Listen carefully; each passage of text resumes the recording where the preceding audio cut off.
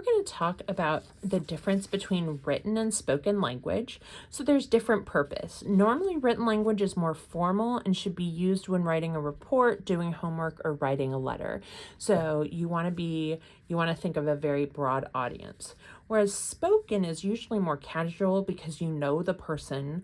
It may contain incomplete sentences and informal expressions like knock it off, hang out, things like that. You wouldn't necessarily write that in written language that is a formal thing. If you are writing a narrative or realistic fiction and that was dialogue, that would work if they're talking to each other. But if you're writing a paper, you tend to make it more formal. So you're going to need a sheet like this. So I cut around and then I cut these two apart because you can see the edges. So I'm just gonna glue right here, and you notice I didn't even cut them out. So I'm gonna put these, how simple is that? But written is the vibrant colors of the pollinator,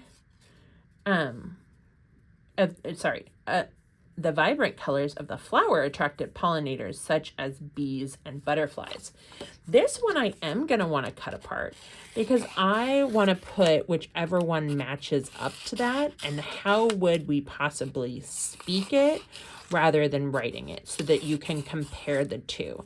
So I'm looking for one that talks about bees and butterflies. So right here I have this one, and it says bees and butterflies just love bright colors. So it's just a little more relaxed. Let's do one more.